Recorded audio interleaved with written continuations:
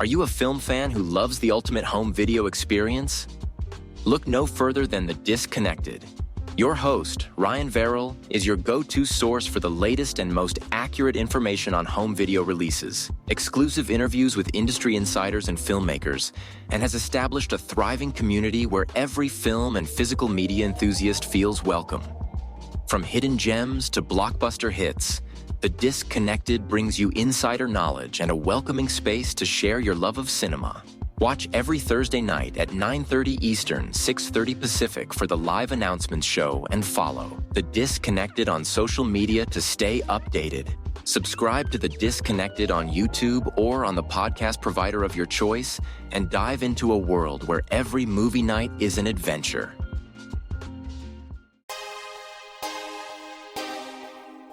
The audio commentary.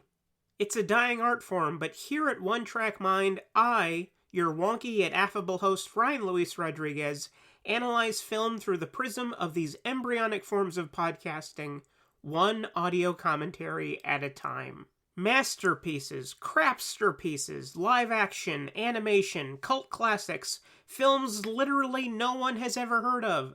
No track is too small and no track is too big. Join me and my guests from the entertainment world as we keep these features alive every other Tuesday. Hey, who else is going to discuss Bill and Ted's Bogus Journey one week and Citizen Kane the next? Us, that's who. Sure, you have to put up with my voice, but there's a certain give and take in this industry. That's One Track Mind, part of the Someone's Favorite Productions family and available wherever you get your podcasts.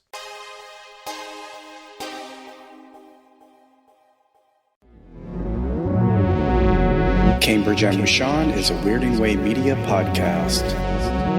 And now for something completely different.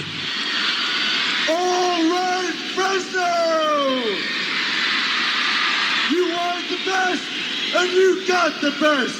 The greatest band in the world, GGG!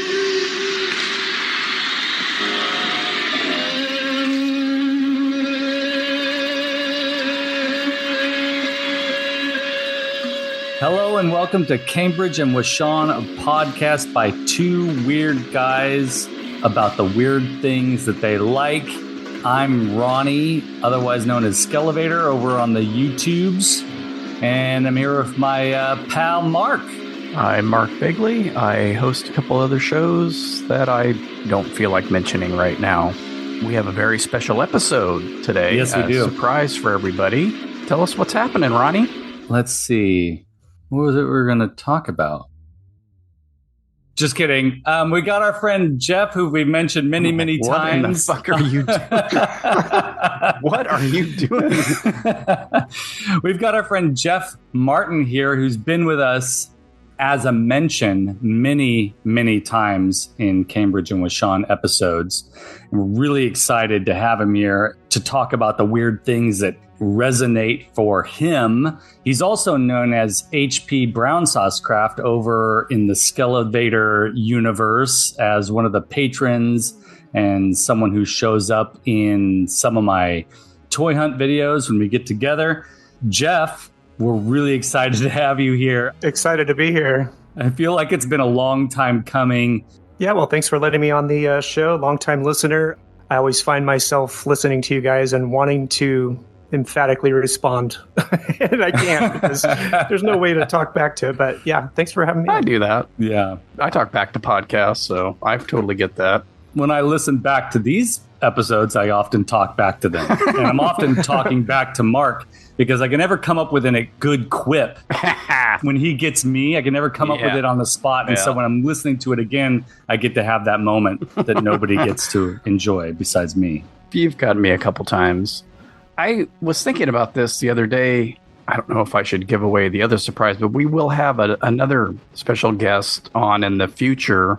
I think it works because both the guys that are going to be on are connected to Cambridge and Washawn, the actual place, at least in my mind. Yeah. That period of time is when we were all hanging out.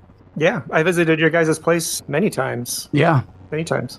There was that in-between phase where Mark was over at the Flaming June house. I remember that. But everything returned back to the Cambridge and Washon spot. And Jeff, I've known you since around the same time that I met Mark, actually, like 93 or 94-ish. Yeah, I would say it's probably around that time. Yeah, it's been over 30 years at least.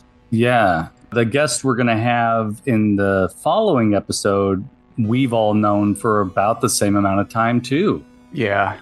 I knew of him earlier because he's related to one of my high school friends. So I knew of his family, and his dad was the youth pastor at their church, which I would go to the youth group for. So I saw him as a little kid. We're talking about it like it's a secret. We're not going to divulge his name just yet. Mid-90s is pretty much Cambridge and Washon era, Flaming June House era. Oh, yeah. I can't wait to see who it is. It's the epoch. The epoch, exactly. Very formative years. I think it's important to note that Jeff and I have had a creative relationship for a long period of time. Long time, yeah. We used to get together. I was going to high school up in Oakhurst, and I'd come down on the weekends, and my second job was down in Clovis, and I'd hang out with Jeff and Dan, and we'd record songs. And well, I don't know if I'd call them songs. We'd record stuff that was like a lot. Weren't you working at a movie theater at that point? I was. I was working at what was the, gosh, we haven't brought it up on this show yet, the first multiplex in the Central Valley. it was the Shaw and Villa. That's right. 8-theater movie theater. What was it called? Closed. It's closed now?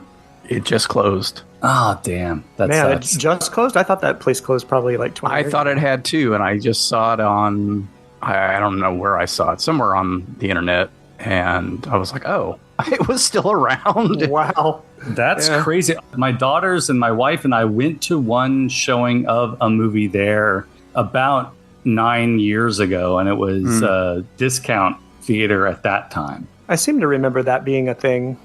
Yeah, probably like 15 years ago. Gosh, I haven't been in over 25 years, I'm sure. I mean, there was the comic book store right next to there. I remember that. I went there a few times. I think I even went there with you a few times. Yeah. Oh, what was the name of that comic book store? It was the guy from Checkmate. From Checkmate. I remember that. I don't remember, was it Heroes, maybe? I don't think it was Heroes, because Heroes was, if I'm remembering correctly, Heroes was the other one.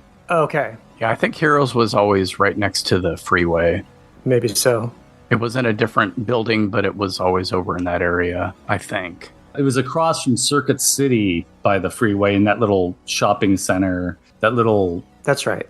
row of storefronts. And then it moved just on the other side of those storefronts, closer to Shaw. We're getting right into local locales. Yeah. I mean, it's good for listeners to know that the three of us have a long history of hanging out together. I hung out with Mark for a period of time separate from Jeff, but then we all kind of came together and started hanging out together at a certain point, and it's all good memories. And you and I have both related stories on here of Jeff taking us around town to try and find certain things back in those late 90s. Those were the times when I'm listening to the podcast and I'm yelling up there. I'm like, yes, it was here. It was there. Jeff and I were doing our monthly hangout. Last month, we were walking over by a book barn, and he pointed across the street diagonally to the Mexican restaurant that you were talking about in the previous episode, to the area where that Mexican restaurant used Franco's. to be. Franco's, yeah. Yep. Used to go there a lot as a kid. Oh, cool. Hey, there you go. Yeah, I grew up in Clovis, so. I didn't, but that's where we went for whatever reason. Loved it. Ronnie might have an inkling of what you're talking about, but I'm in the dark on this, so this is going to be interesting for me. And I hope to God at least one of the things is something I have some experience or history with, or something to even say about. Actually, no, it is. There is one of them that might connect. My three things that I thought about, one connects to you and one connects to Ronald. And one there you go. Kind of connects to both of you, I guess, or you would definitely have memories of it. So cool. Well, I'm curious. So Ronnie, let's get into it, my man. Yes, I'm excited. Let's make it happen. If you're looking for more horror outside of the mainstream, look no further than Unsung Horrors, a podcast about underseen horror movies. I'm Lance. And I'm Erica. Every other week, we'll cover a horror movie with fewer than 1,000 views on Letterboxd. We'll even give you double feature recommendations to pair with the movies we discuss. From gothic to shot on video, from slashers to comedies, from giallo to J-horror, we'll cover all the subgenres. So join us as we unearth these hidden gems of horror. Follow us on Instagram, Twitter, and Facebook, all at Unsung Horrors, available wherever you listen to podcasts. And part of the Someone's Favorite Productions podcast network. Super rock stars kiss in their first full-length movie, Kiss Meets the Phantom. I will destroy you! A mad scientist seeks revenge for being fired. You kiss will be my instrument! But Kiss strikes back. Yikes! Ace is more like it. See Kiss kidnapped by an army of robots and then meet their doubles. You've got to get out of here. Anthony Zerbe as the Phantom. I don't believe it! Kiss Meets the Phantom next Saturday. All right, so what we decided was approximately three weird things that Jeff is interested in that we would showcase today. So, Jeff, what's the first weird thing that you are or were obsessed with? Okay, so this is the one that I was saying that connects to you, but it also connects to Mark. So as a kid, I was obsessed with Kiss. Yeah. You wanted the best. Yeah, you got it.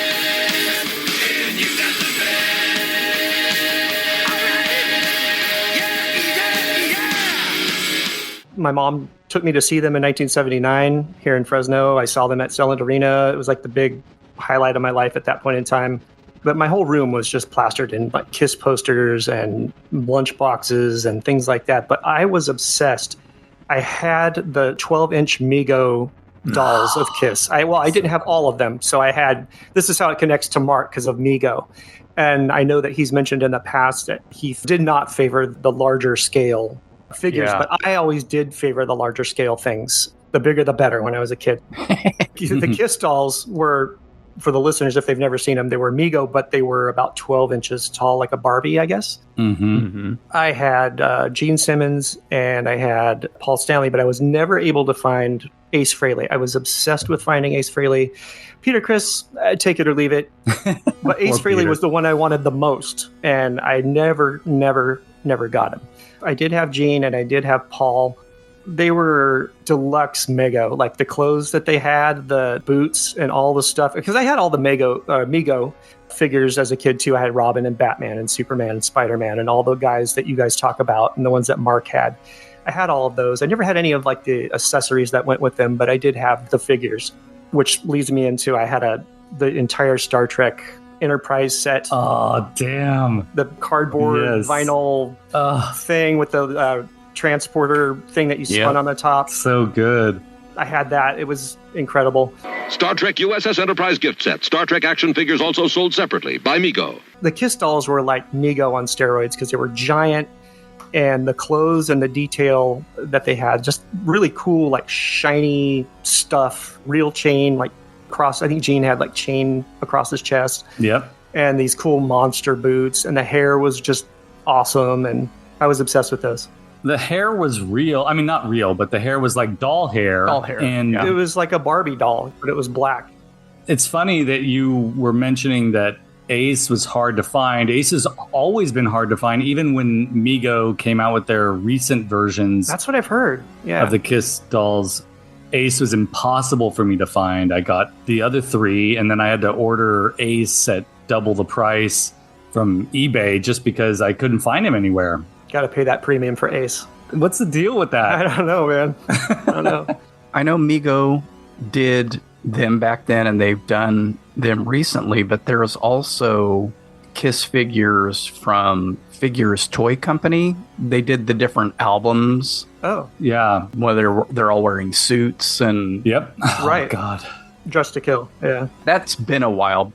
Might be worth checking out. They're not going to be 12-inch, although they might have done some 12-inch Kiss figures as well. But Figures Toy Company definitely produced, I want to say, at least 3 or 4 waves of Kiss Mego figures. I'll have to go try to find those. Yeah, check it out and see. It's been years. You know, a lot of that stuff they just keep cranking out, so they might still be producing them. I don't know. One of my big regrets was about 8 years ago at Target. I ran across some 3.75-inch Kiss figures. All 4 of them were on the shelf, just sitting there on one of the end caps at Target. Super random. It was not Super 7, so they were not reaction figures, and they had more articulation, elbows and knee articulation, along with neck swivel and shoulders. I wonder who that was. Yeah, interesting. I don't know who the company is. They were all in, I believe they're in their Destroyer outfits. Oh, yeah. Was that NECA? I'm just kicking myself for not getting them. It was weird. They were like 3.75-inch That's figures. kind of a weird scale for Kiss. You never see figures in that scale. And it was a strange scale for NECA, too, so I don't think it was NECA. Biff Bang Pow made the Kiss 3 and 3/4-inch figures. I'm surprised Super 7 hasn't tried to get on the Kiss bandwagon and get the licensing. They want big bucks for their licensing, I think. Right from the very beginning. Yeah, I mean... right from the very beginning. Yes, right. That's where Devo took a lot of their inspiration as far as promotion and... franchising themselves. And franchising, yeah. Not so much licensing, but franchising, yeah, is the better term for that. I love that. I think it's brilliant. I don't think Kiss did it this way, but Devo did it basically all on their own. I mean, they were getting that stuff done. It wasn't Warner Brothers pushing their gear. It was Devo.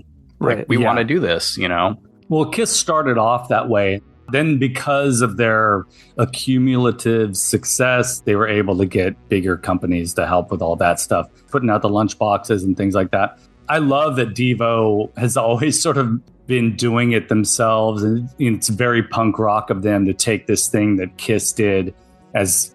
can we even call it heavy metal? Glam rockers and promoting themselves in such a promotion on steroids. Oh, it's like a corporation. Yeah. They were kind of like that from the very beginning. It's crazy. Yeah. And they certainly are like that now. Hey, more power to them. I love it. Get what you're worth. Yeah. And if nobody wants to pay it, then they don't get the product. Yeah, I think they scored like the Bally's pinball machine was like one of the big things right at the very beginning. God, it's so good. They were the first to score like a Marvel contract, I think. Yep. You know, in the 70s. Comic books printed in blood, right? Their blood was mixed in with the ink. I mean, come on. That's brilliant marketing. Great marketing. Great marketing. Whether it was true or not. Have you, since your childhood, picked up an Ace Frehley? You know, no, I haven't. I need to go back and look and see what they're going for now. I would be interested in collecting at least those 4 figures, the original Mego run. Get my my Ace and my Gene back.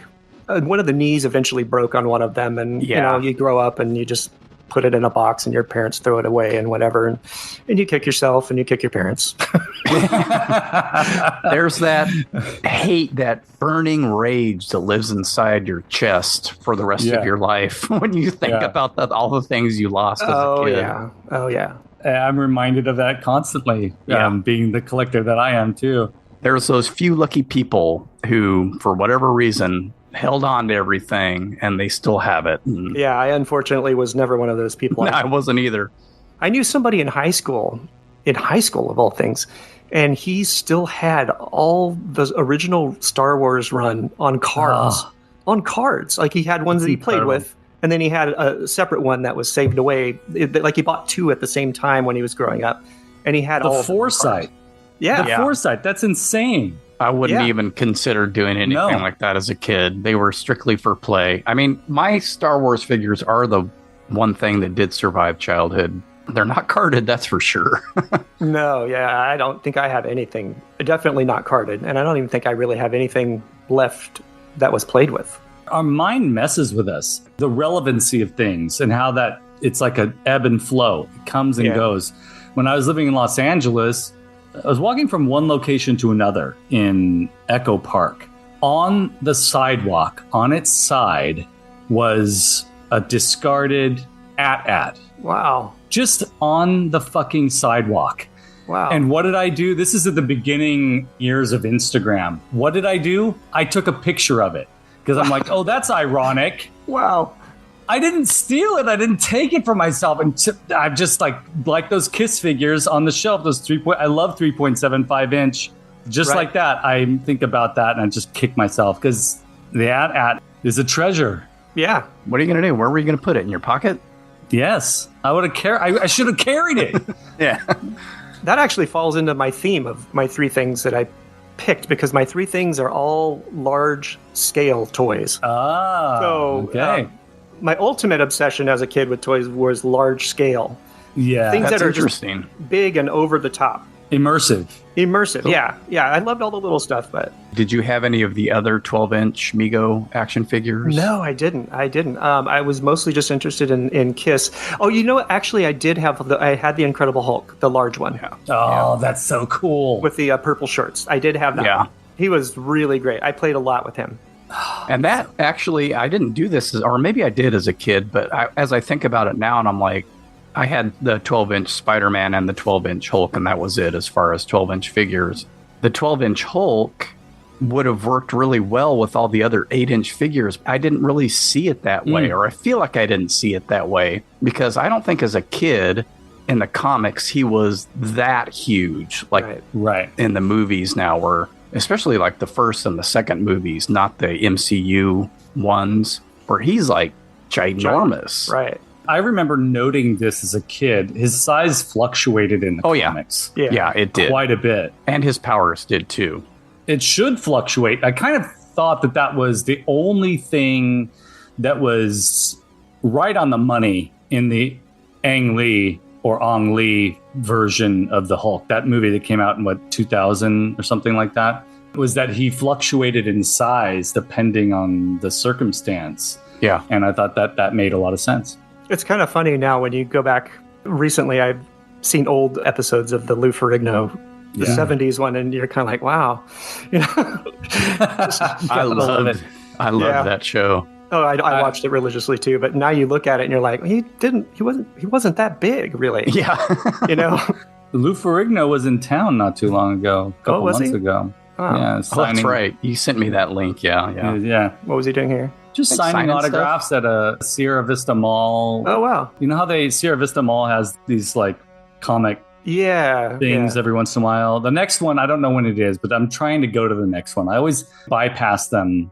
You know, that kind of would have been neat to meet Lou Ferrigno. I met David Prowse at one of those. Oh, that's cool. Wow. And I sat right in front of him. He did a whole slideshow of all of his behind-the-scenes pictures that he took on the Star Wars and Empire set. Got to talk to him for a few minutes. It was really cool. He was a really nice guy. I don't think he's alive anymore, but no. Did you ask him? Oh yeah, I did. I did. I think I know where you're going with this. I did ask him about A Clockwork Orange. I was going to say, did you ask him to carry you like a baby, like Alex in A Clockwork Orange? Yeah. He said that was kind of a strange experience because he was just expected to carry something in, and he had to do it so many freaking times. Yeah, so, 85 takes of carrying someone in. Yeah, he said that Kubrick was a very peculiar person, so. I can imagine. Yep. Okay, I'm going to need help sourcing clips for the Kiss stuff because I have no history with Kiss. Oh, I have no problem with that. In fact, I just recently found, I don't know if you found this, Jeff, but there's some Cylinderina Kiss concerts on YouTube. I have. I've gone back and I've seen them. I've listened to them and watched them. Yeah, I will look that up, and I'll look up to see if there are any Kiss Mego commercials. I want to say it was right around Thanksgiving, maybe right after Thanksgiving, 1979. So maybe like November 27, 28, somewhere in there. And I think just 2-3 months later is when Peter Criss quit the band. So it was kind of a cool. That's great. You got to see that in their original incarnation, before anyone had ever left the band or anything. It was kind of cool. Disco Kiss. Disco Kiss. Yes. Disco Kiss era. Yeah.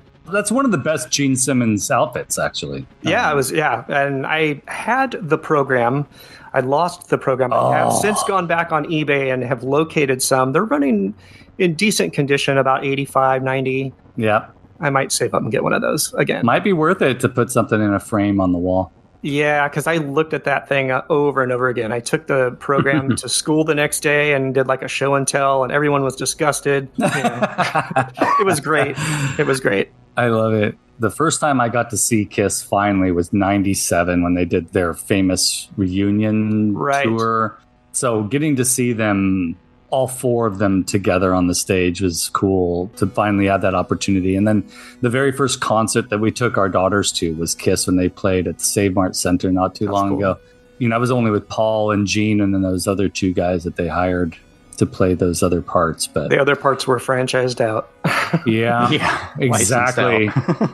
And the fact that they had, you know, they finally abandoned other people that they added to the band being their own characters. I think that one drummer was the Fox, and then they just decided, you know what, we're just gonna hire dudes to play Ace and to play Peter. My feelings are definitely mixed. They're like licensed characters now that they own. That's crazy to me. A friend of mine who's in the synth community, synthesizers and things, Dan Davis knows him as well. His name's Jay. He lives down in San Diego. He just showed me this guitar pedal and this guitar, and he's like, I freaked out about it, this guitar pedal. I'm like, holy crap, where did you get that? It was like a Vox tone bender, but like an original one from like 1965, 66, something like that. And he's like, oh, you'll never believe me if I told you. And I said, no, tell me. He's like, well, I know Ace Frehley. I do work for him. Whoa. And so he goes over and does like housework for like odd jobs around the house for Ace Frehley. He lives out in like the desert area above, or at that time he did. This is probably 10 years ago now, but Temecula maybe, like north of San Diego. He lives kind of like out there somewhere apparently. And he goes and does work for Ace Frehley, and Ace Frehley pays him in vintage gear. Oh, that is so cool. He's like, yeah, I don't know. I don't have any cash on me. Just go over to that box and pick something out. And so that's how he gets his vintage gear. It's crazy. That rules. Yeah. One of the things that in the future I'd like to talk about on Cambridge and with Sean is Kiss meets the Phantom of the Park. Oh, man. Yeah. A good clip, Mark, might be the trailer for that, too, because the trailer's amazing. Gloriously awful, but so bad and fun to watch. Yeah. It is one of the best bad movies ever made. Yeah. It's fantastic. Didn't like Hanna-Barbera produce that? Yeah. Yeah, I think so. It was like their foray into more like live action type stuff. Uh-huh. And as a fan of like amusement parks, that's footage from early Magic Mountain. That's right. That's right. Getting to see Magic Mountain pre-Warner Brothers is kind of great. Yeah. The only other way you could really see it is in Roller Coaster, the movie Roller Coaster. Yeah, that was good. Yeah, that's true. And Vacation. Right. It's got some cultural significance, that movie, even though it's not very good. No. You get to hear Ace laugh. Anytime Ace laughs, it's the best. That's another good clip, Mark. You get to see them attempt acting. Yeah, it's so good. Really bad. It's awful. Your fire signs worry too much. And it's funny that like Gene Simmons continued to try to act too. That's right. Being the bad actor that he was. Oh, yeah. He's in some decent movies though. As long as he keeps his mouth shut, he's okay. Exactly. Wasn't he? He was in the one with Tom Selleck. I can't remember the name of it. Like little robot spiders or something like that, right? Yes. Yeah. When we drove to Disneyland, you and I went on that trip to Disneyland. Mm-hmm. We stopped at a gas station. The gas stations back then would have cheap cassettes available in their like shop and goes. I grabbed the Gene Simmons solo album cassette tape, and I made us all listen to it. And I remember you were not happy with that. I have no memory of that, but it sounds right. It sounds about right. He's blocked it out. Yeah. In fact, this is going to be even funnier. The gas station we stopped at was near Valencia, right near Magic Mountain. Makes sense. So, there you go. That's the name, Kid. They may look insane, Kid. It rocks the game, it's Kid. This is Kiss, each sold separately, and you can put them in any crazy pose you want. That's the name, Kid. They may look insane, Kid. It rocks your game, it's Kid. Kiss, each 12.5-inch figure sold separately by Mego. Hello, my name is Kevin Tudor, and I'm one of the 3 hosts of Almost Major, a film podcast dissecting many major indie studios and the films they release. Every week, myself, Charlie Nash, and Bryden Doyle discuss overlooked, forgotten, or bona fide classic indie films via studio-specific miniseries. We've previously covered numerous films from Artisan Entertainment, Lionsgate Films, and New Line Cinema. Titles including The Blair Witch Project, American Psycho, Dogville, But I'm a Cheerleader, Saw, Requiem for a Dream, and Ringmaster, you know, the Jerry Springer film. Anyways, we have a fun time every week and we hope you will join us. Subscribe to Almost Major wherever you get your podcasts. Now proudly a part of the Someone's Favorite Productions podcast network.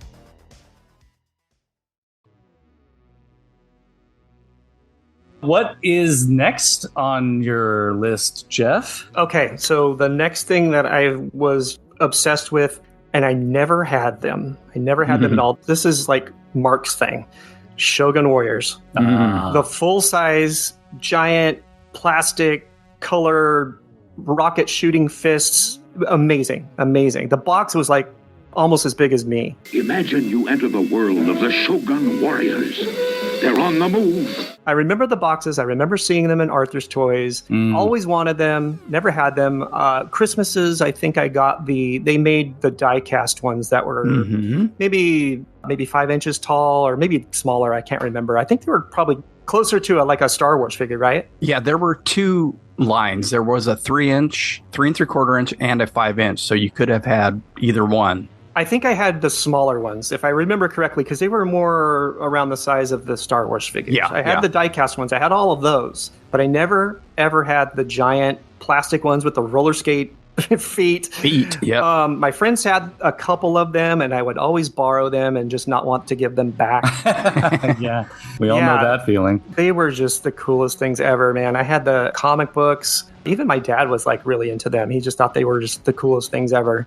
Yeah, man, God, one of those. You had those, didn't you, Mark? I have 5 of the jumbo Shogun Warriors now as an adult, and also the LJN Voltron that is in the same scale and made of the same material, the shampoo bottle material. A shampoo bottle, yeah, exactly. Blow mold plastic. Right. I won't get too deep into this since it's your deal, and I'll be talking about this on a future episode, but yeah, I never had them as a kid either, and I think it was a price point issue because they weren't cheap. No, yeah, they weren't. Relatively speaking, they weren't at the time that cheap, upwards of $15 probably. That's about what I was thinking, yeah. Which makes sense. I mean, they're 2 feet tall, right? And they do stuff, and they're super fucking cool. I had a couple of the 3 3/4 inch figures as well, and then I think to placate me, my mom got me a model kit of Dragoon.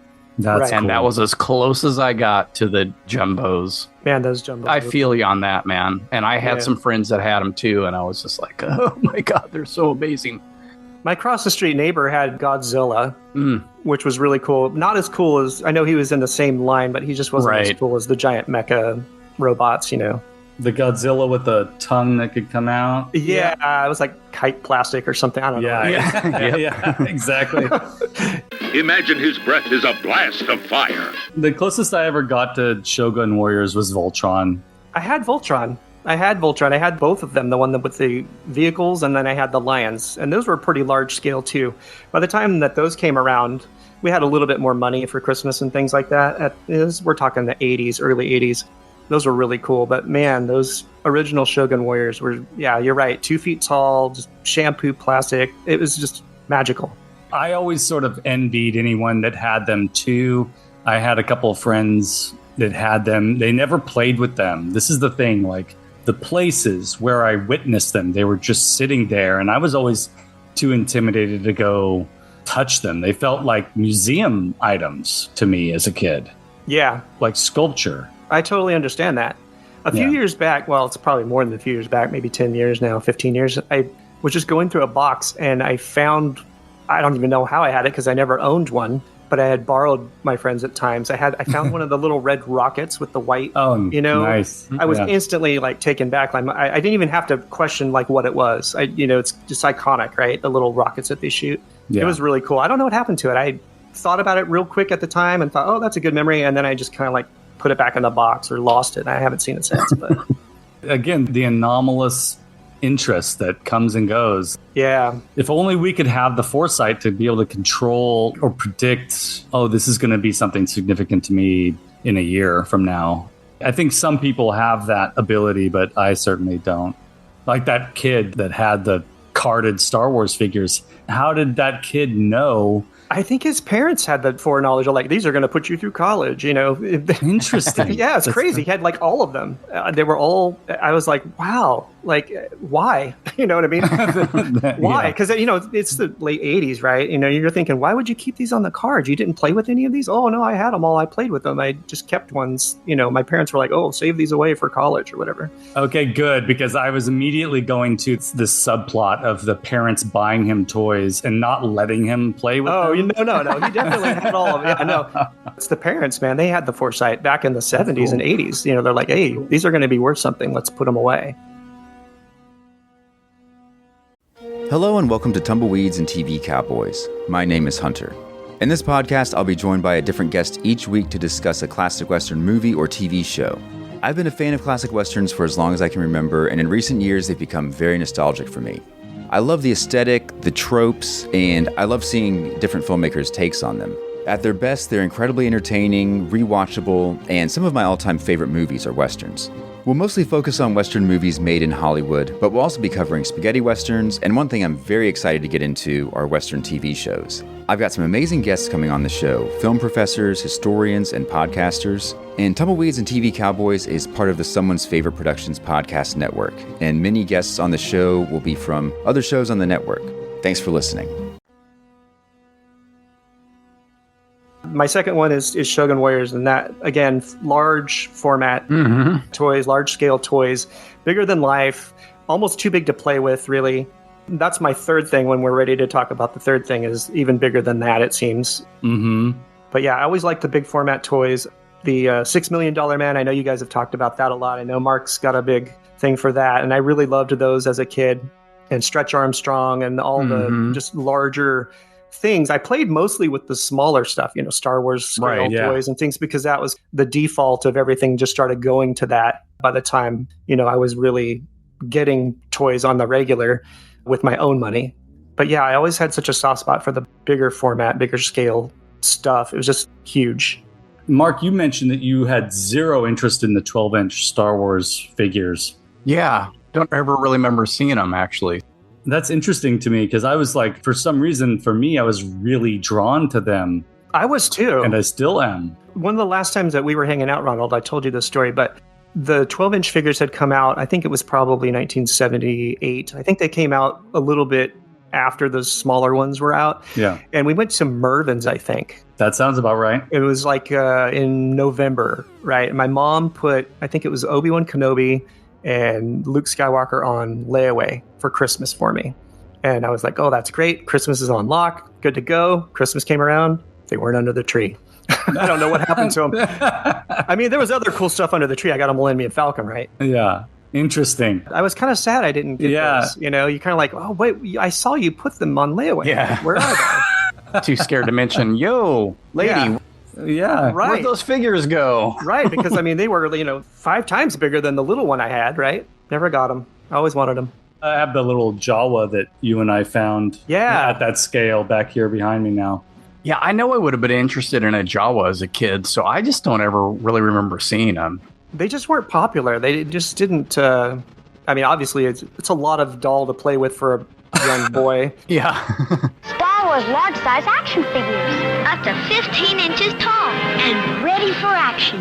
You know, you're kind of looking at it like, oh, this is kind of like my sister's Barbie dolls. I don't really want to play with these, but I loved them. I thought they were awesome. I didn't really know anybody that had them, though. Yeah. None of my friends really had them either. So I think it was more like you're saying, they weren't really on the shelves a lot when you went places.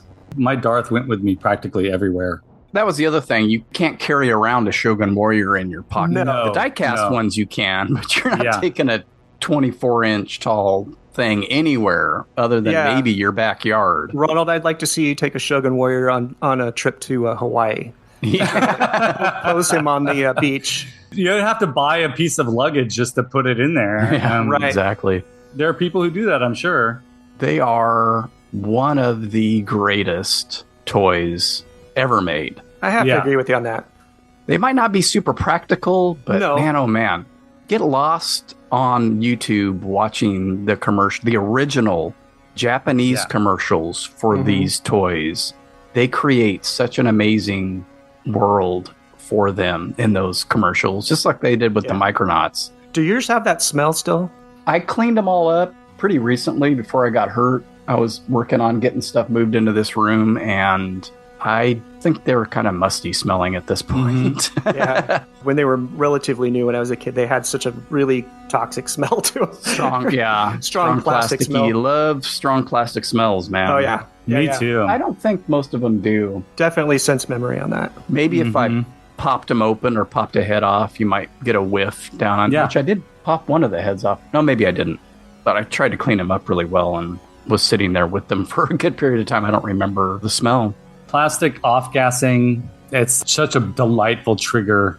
What's interesting about smell is I can imagine it right now. The smell of the Sice Noodles 3-figure set from Return of the Jedi, the band from Jabba's Palace. It had a different smell than any of the other action figures. I can smell it right now, which is such an intense thing. I don't know. It's kind of amazing. Crazy the way that smells work. Like, all I have to say is Pirates of the Caribbean. Oh, God. I know you guys talk about that all the time, that the bromine and all that stuff. Oh, it's just instant. It's instant. It's the best. It's the best. And if you want that, folks, I don't know why it's taken me so long. You can get a candle. I don't know why it's taken me so long to figure this out. Yes, you can order Pirates of the Caribbean candles. I think I need to do that. There are different kinds of toilet pellets that you can buy that go in the back. The tank. The tank. Yeah. The simplest ones are basically just pure bromine. That's how you can have the smell of Pirates of the Caribbean in your bathroom. That's incredible. I think I need to do that. That'd be an instant win for the weekend. So while you're sitting on the pot, you can dream about writing Pirates of the Caribbean. That's great. That's what I want to do. I've got the 4-hour loop of the sounds of the Pirates ride. Nice. You just put that on and sit down and do your business. Go on your journey.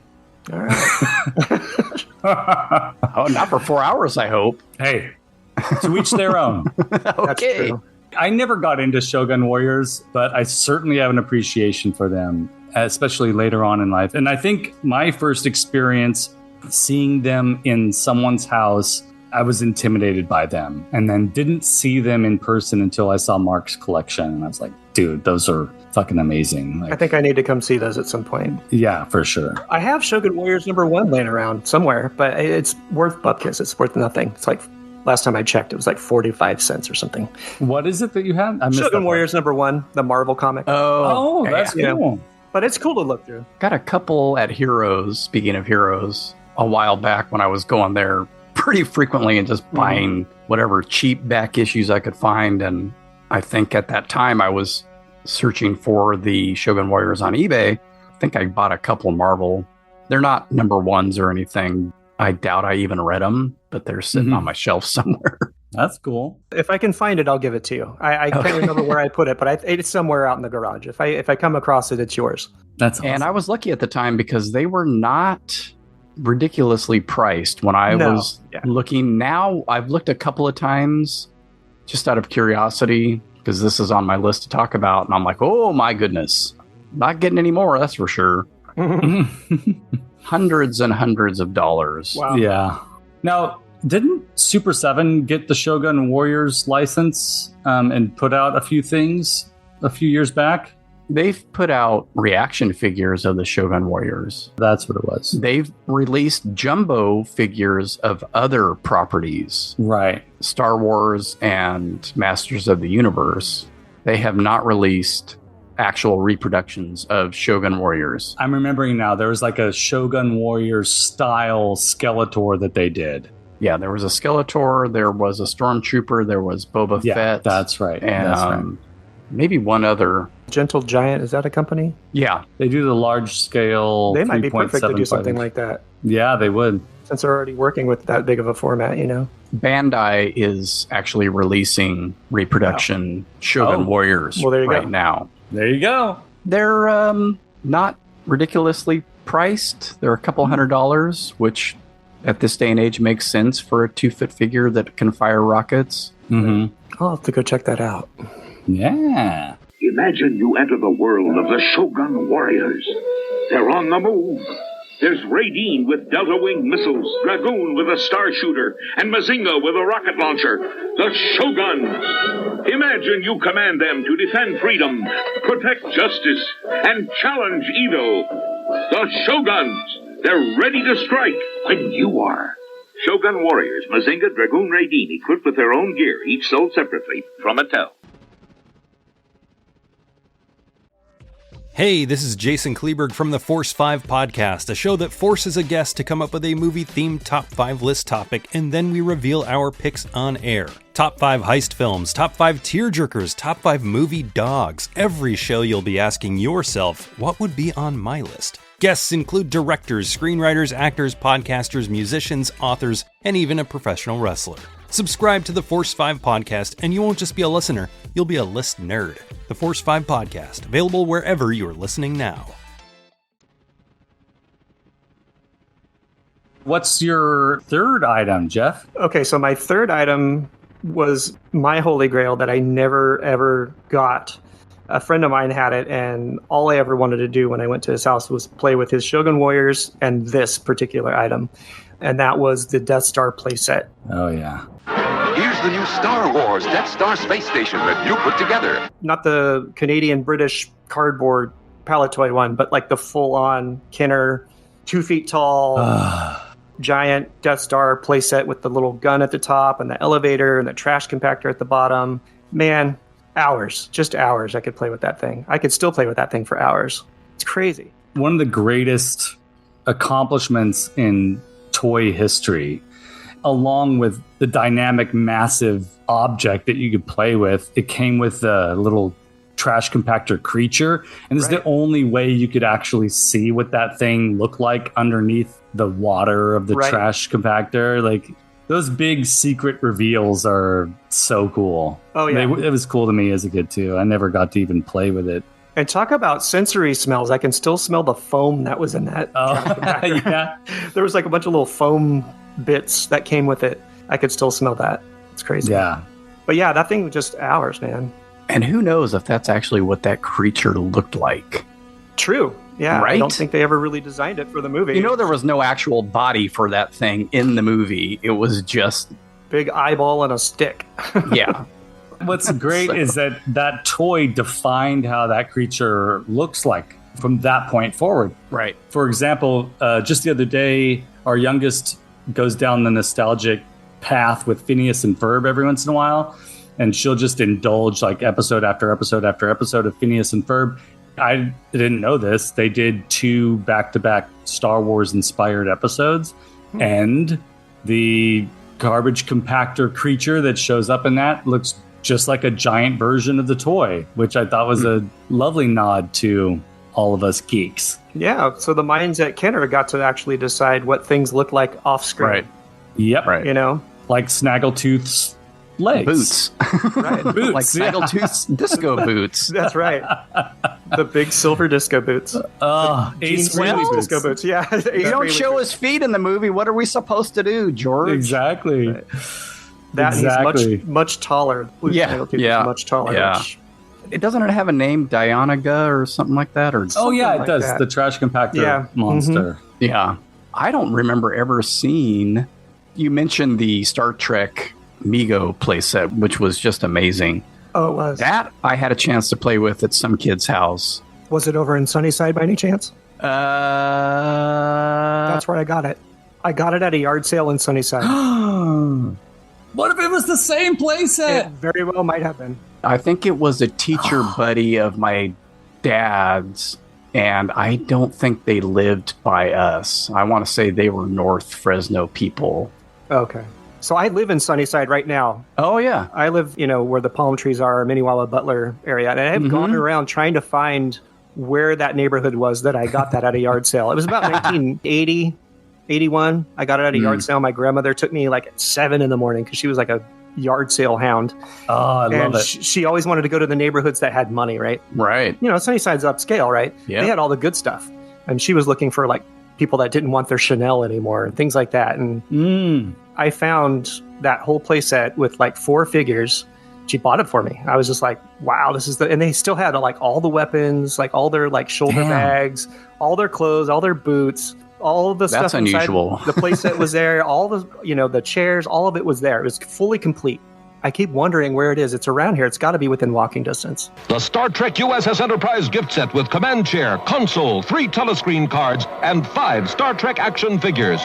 How funny. The parents were like, our kid never plays with this thing. That's why it's got all its accoutrement on. So they're like, let's sell it. And then the kid gets home and was like, where the fuck is my playset? Right. My Enterprise. The story of our lives. No, it was incredible. Where did all that stuff go? Oh, I gave it to my students. Hey, you know what? It could have been my buddy's house, man, who I always mention on here that I would just go over and lust over all his toys. He had Maskatron and he had Stretch Armstrong and he had this and he had that. And he was basically the kid from the movie Toy with Richard Pryor. Oh, yeah. Great, most amazing house over there in Sunnyside.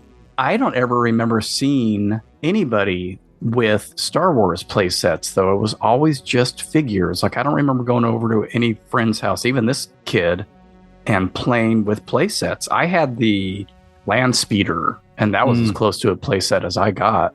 That Land Speeder is badass. Every once in a while, I'll see one, and I'm so tempted. I love it. I remember going to a friend's house, and he had the Cantina playset. I remember looking through his figures, and he had this figure that was missing its head. And I was like, wait, what is this? Looks like Snaggletooth, but it's tall and it's blue. What's going on with this? It was a blue Snaggletooth. The head was gone. Right. But I was like, but the belt buckle, that's Snaggletooth's belt buckle. Like, what is this figure? I didn't know what it was because I didn't know, never saw it in a package by itself because it didn't come by itself. Yeah. And I never had the Cantina playset.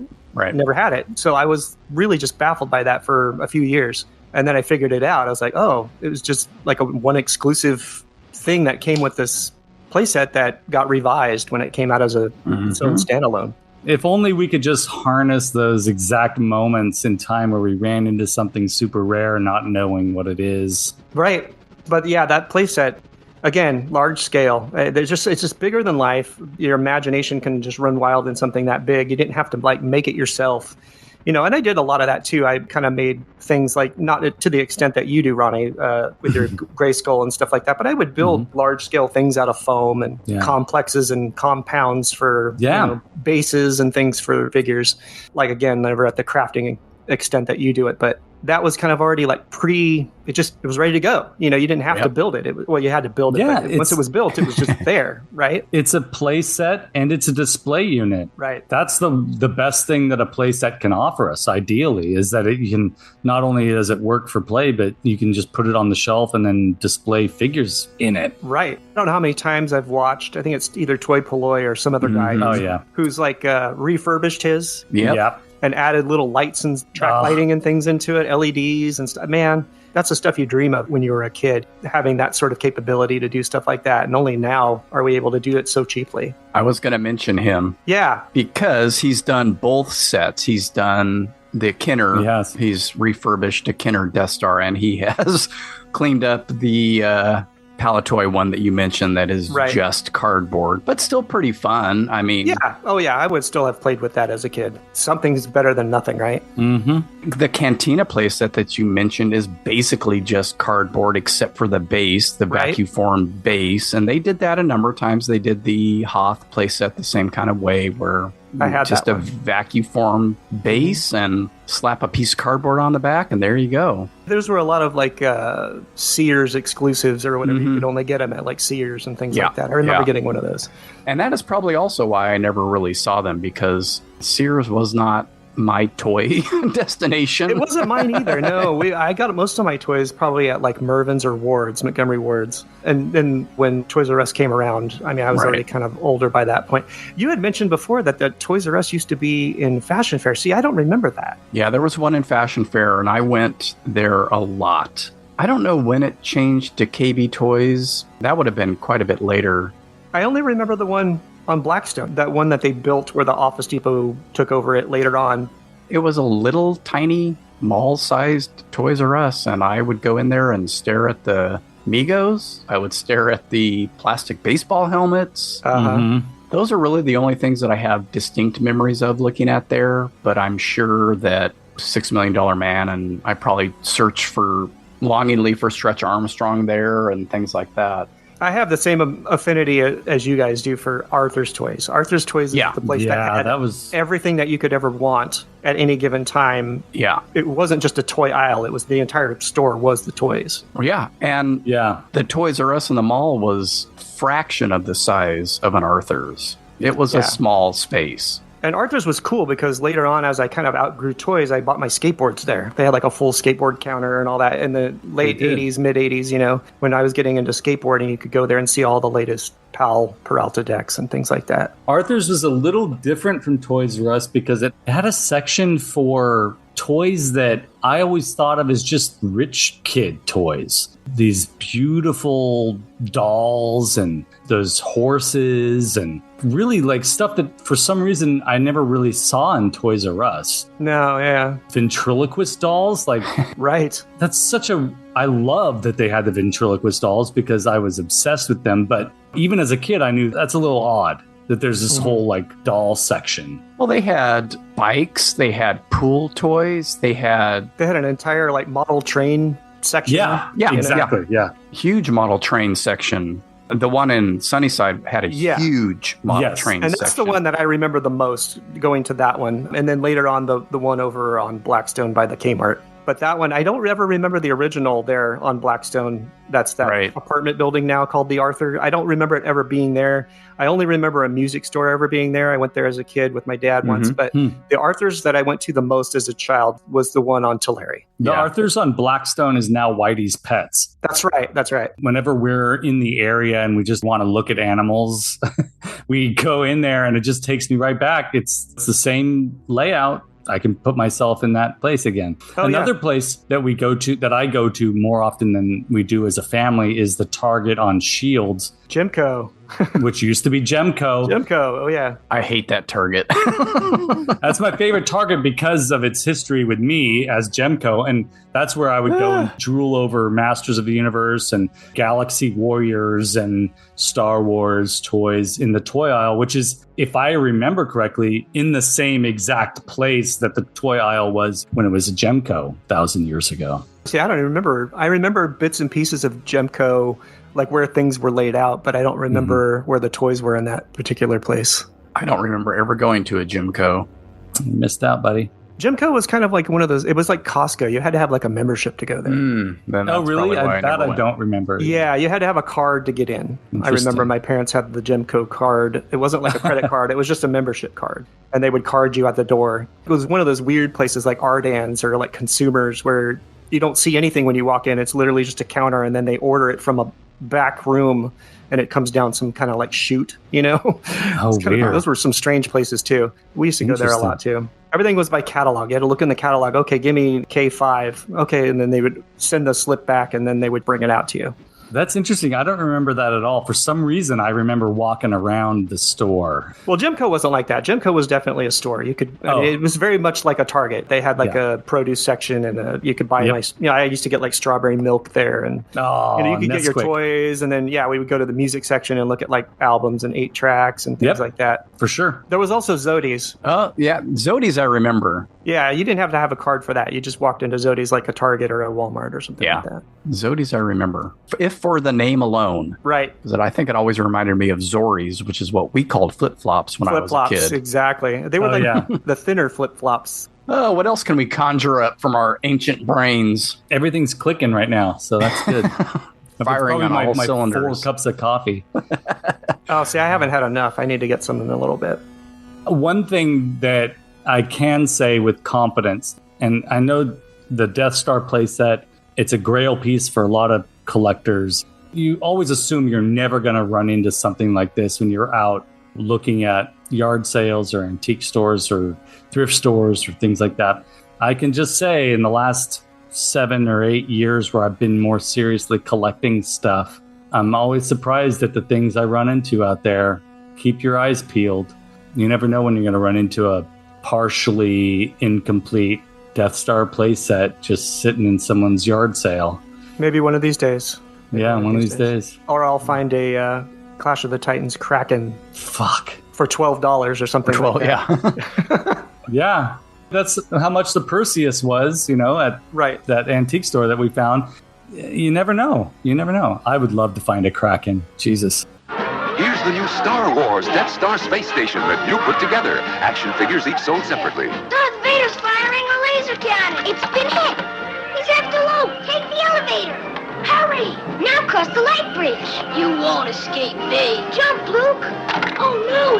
The trash compactor. There's a trash monster. The wall's closing. Save! Kenner's new Star Wars Death Star space station. Action figures each sold separately.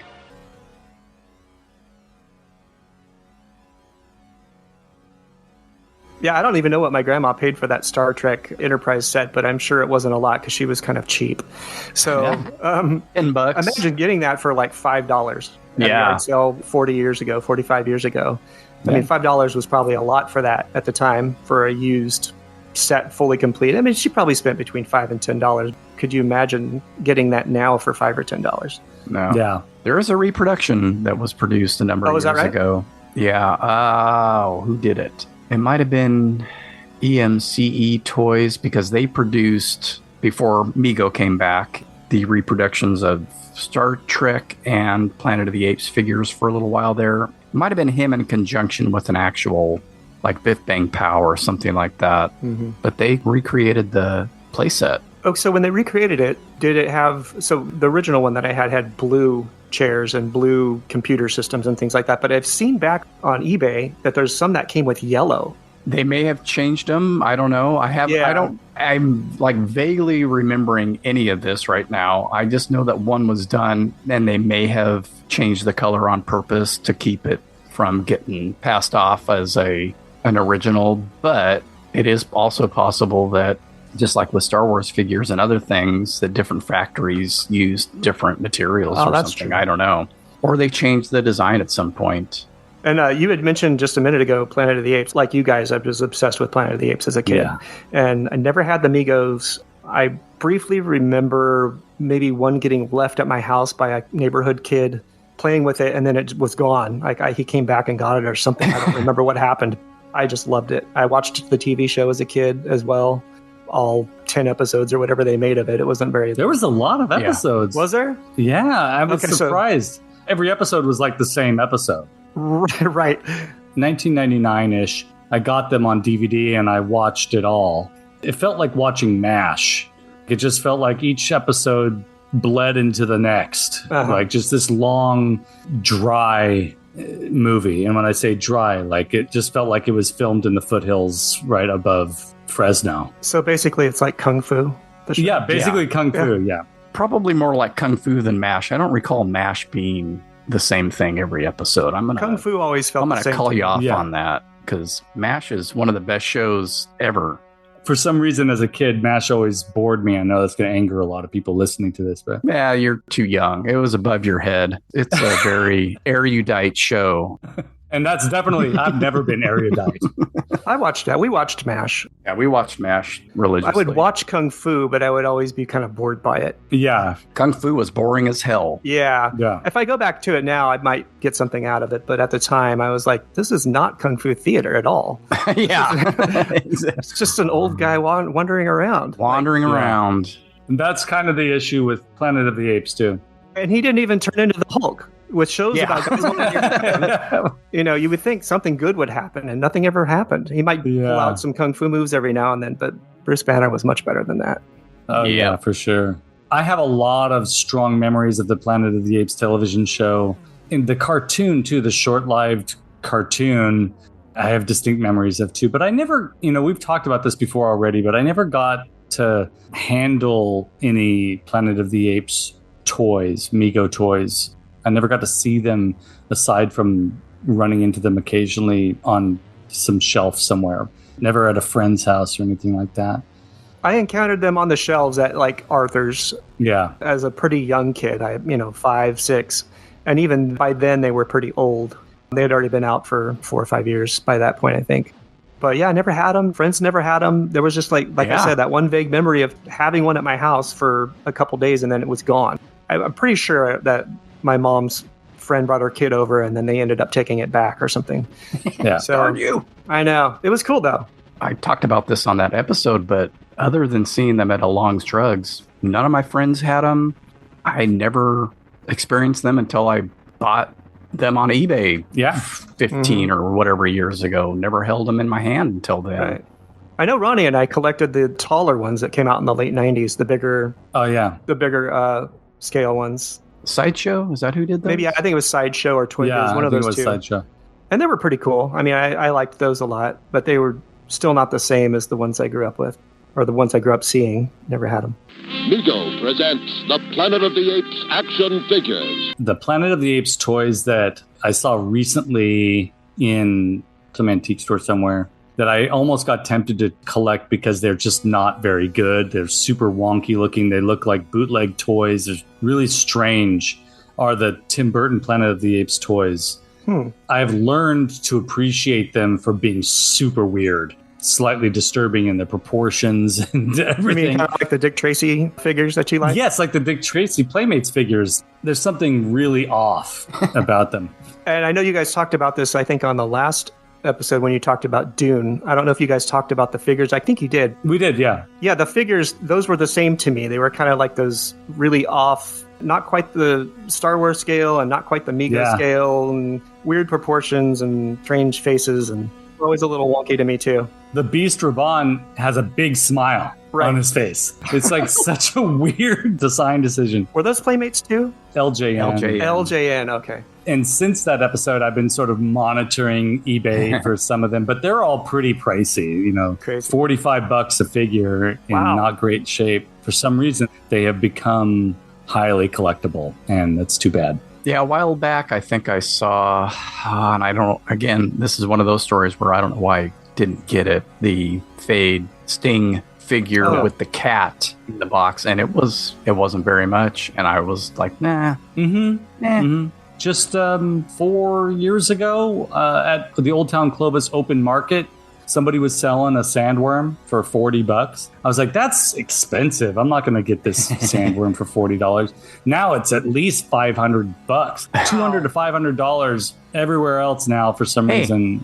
But if you can't afford it at the time, I mean, what are you supposed to do? You know, look ahead and go, oh, well, in 5 years, this is going to be $200. So I should spend everything in my wallet right now. Yeah. I don't operate that way. Regret is pointless, right? Regret is pointless. Sometimes I look back and I'm like, oh man, darn it. I do that all the time.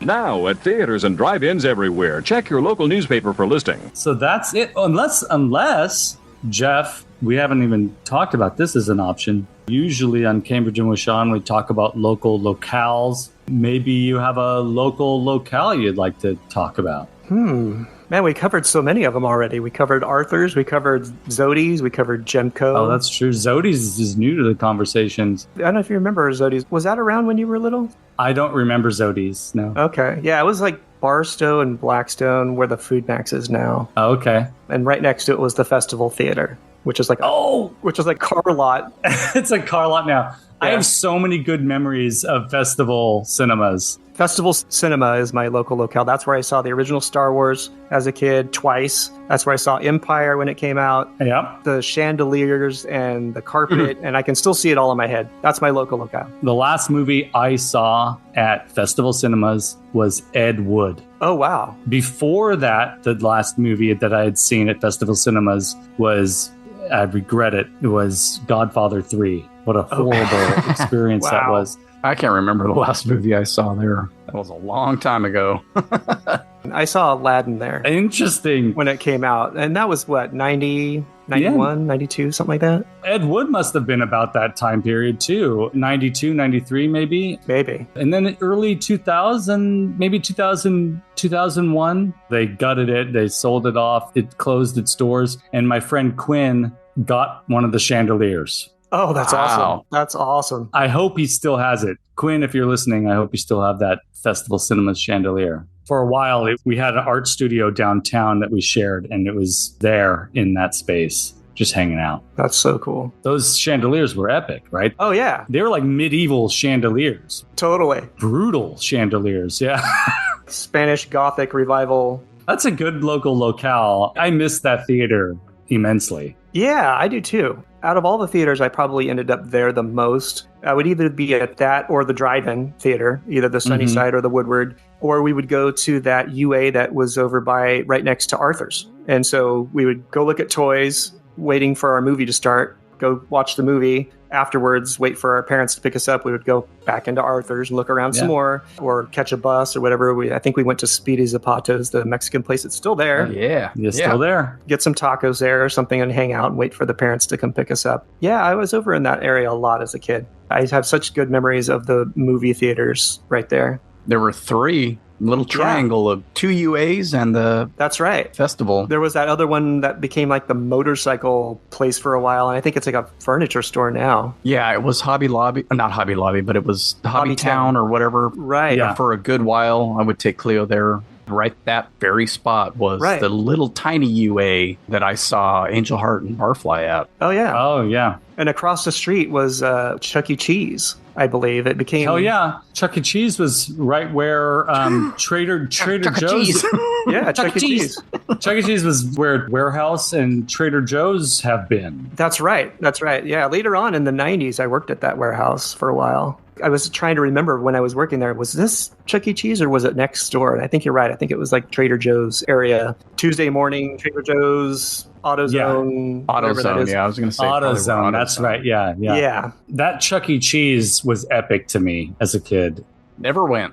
You never got to go, Mark? Nope, never went. It was so cool. Chuck E. Cheese used to be this dank, dark, weird, exciting place until they revamped it as this bright, big open thing. I remember you go into a little room and then there would be this band playing. You go into this other room and then you had the characters in their little frames that would pop out of the wall and stuff. Mechanical Rat Casino. Yeah, exactly. Like there's a meme about that, Mechanical Rat Casino or something like Totally. But we dug it. I mean, it was cool. It's like Vegas for kids. When I was in IG-88, Matt and I were planning this reunion show. I think you performed that reunion show, Jeff, as Lord Dracius. Maybe so, yeah. We were planning this reunion show. We had to find a place to practice. We borrowed the practice space of Circus Bogus. Oh, yeah. And they were basically retired by this point, too. Right. But when we went in there to practice... my God. That they place had was so many cool things in there. It was the disgusting place. Yeah. Talk about a rat palace. Oh, yeah. But they did have the purple pizza eater animatronic in the corner of that spot from the gutted Chuck E. Cheese. Right. Yeah, I just love being in the room with that thing. That was crazy. I think you guys have talked about Pizza and Pipes before as well. Yeah, that was my Chuck E. Cheese. Yeah. We went to Pizza and Pipes probably more than we went to Chuck E. Cheese because Chuck E. Cheese was pretty expensive because you had to pay for all of it, right? Pizza and Pipes was more like Round Table or something. But you did get the cool spinning wheel. It was just like a color wheel. I want to say it had like astrological signs on it and like space and stuff. Do you recall any of that? Do you remember any of that? That strikes a chord for me. I remember something like that, yeah. It was really like crude, basic special effects on the wall. And then they would show like old movies and stuff too. Yep. That was a good experience. Right across the street from Gemco. Right across the street from Gemco, you're right. Well... That's great. We like threw in 10 local locales right there at the end. I've been saving it up for like 2 years.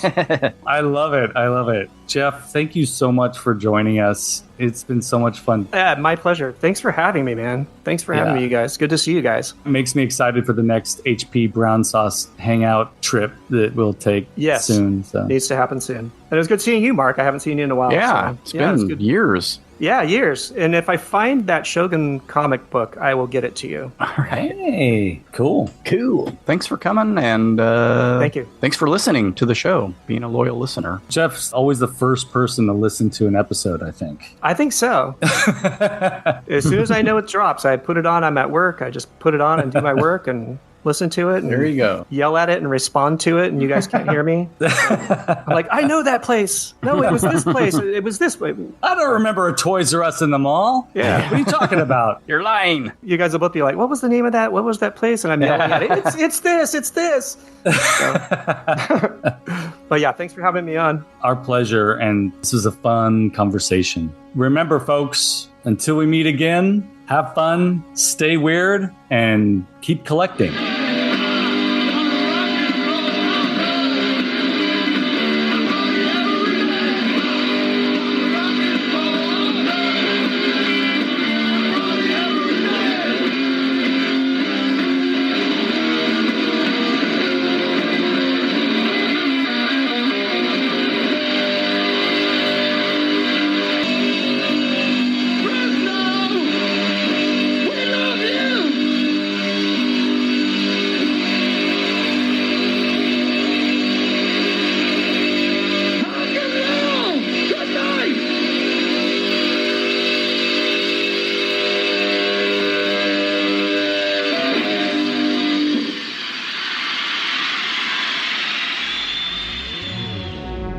Cambridge and Rashawn is a Weirding Way Media podcast.